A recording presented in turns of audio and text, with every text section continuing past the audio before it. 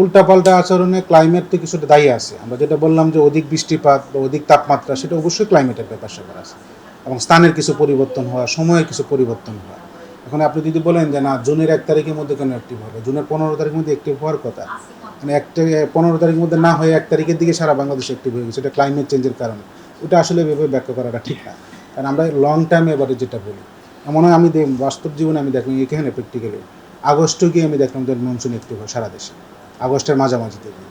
তো যেখানে আগস্টের মাঝামাঝিতে হয়, কোনো সময় হয়তো বা মেয়ের শেষের দিকে হলো, 30 বছরের অ্যাভারেজ করলে দেখবেন যে জুনের মাঝামাঝিতে চলে আসবে। এখন মেয়ের প্রথম দিকে আসলো, শেষের দিকে আসলো, আমরা যদি অ্যাভারেজটা করি, অ্যাভারেজটা দেখবেন যে আমাদের মিড জুনই চলে আসবে, তেমন একটা হেরফের হয় না।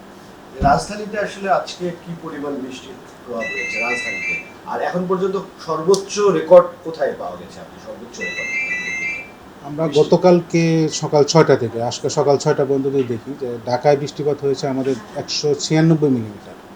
আমাদের 88 বা 89 বা তার বেশি বৃষ্টিপাত হলে আমরা সেটা ধরি অতি ভারী বর্ষণ। যেহেতু 196 মিলিমিটার ভারী বর্ষণেরও, অতি ভারী বর্ষণেরও দ্বিগুণ প্রায়। আর সবচেয়ে বেশি বৃষ্টিপাত হয়েছে 285 মিলিমিটার আমাদের মাইজদিকুট বা নোয়াখালীতে 285 মিলিমিটার। তবে ভারী বর্ষণ হতে পারে অনেক ডিভিশনে, অনেক জায়গাতেই হতে পারে, তবে এটা ধারাটা ঠিক থাকলেও পরিমাণটা অনেকটা কমে আসবে। যেমন আমি 89 বা 90 ধরি অতি ভারী বর্ষণ, 100 ভারী বর্ষণ, 285টা অতি ভারী বর্ষণ, কিন্তু সেটা 285 না হয় পরিমাণটা কমে আসতে হয়, কারণ সিস্টেমটা আস্তে আস্তে দুর্বল হচ্ছে, বৃষ্টিপাত জড়িয়ে জড়িয়ে আস্তে আস্তে আরও দুর্বল হয়ে যাচ্ছে। সব মশার বিরুদ্ধে সুরক্ষা দিতে এলো বসুন্ধরা এক্সট্রিম অ্যারোসল, মশার বিরুদ্ধে এক্সট্রিম সুরক্ষা।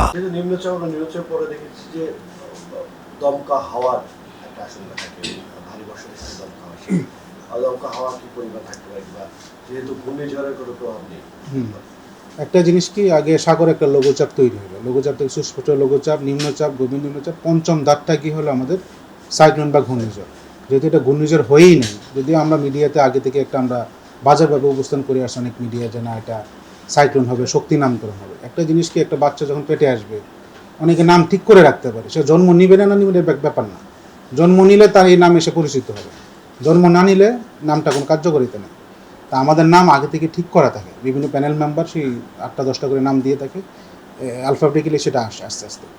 যেহেতু পরবর্তী সাইক্লোনটা ঘূর্ণিঝড় যদি হয়, সেটা নাম হবে শক্তি। যেহেতু ঘূর্ণিঝড় হয়েই নাই এবং আমরা আবহাওয়া অফিস আগে থেকে বলে আসছিলাম সেটা নিম্নচাপ বা গভীর নিম্নচাপ হতে পারে, কিন্তু অনেক মিডিয়া সেটাকে ওভার এস্টিমেট করে সেটাকে ঘূর্ণিঝড় নাম দিয়ে, শক্তি নাম দিয়ে প্রচার করে, যেটা আসলে ঠিক না।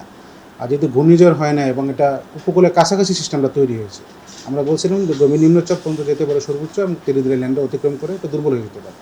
এটা আজকের মধ্যে এটা ডিপ্রেশন বা নিম্নচাপ হয়ে গেছে, হয়তো বা আজকের মধ্যে সেটা লঘুচাপে পরিণত হয়ে যেতে পারে। ওইটার প্রভাবে বৃষ্টিটা হচ্ছে, যেহেতু ডিপ্রেশনটা আমাদের ল্যান্ডের উপরে এখনও, এটার প্রভাবটা শুধু ল্যান্ডের উপরে থাকবে না, সাগরের উপরে কিছুটা থাকবে।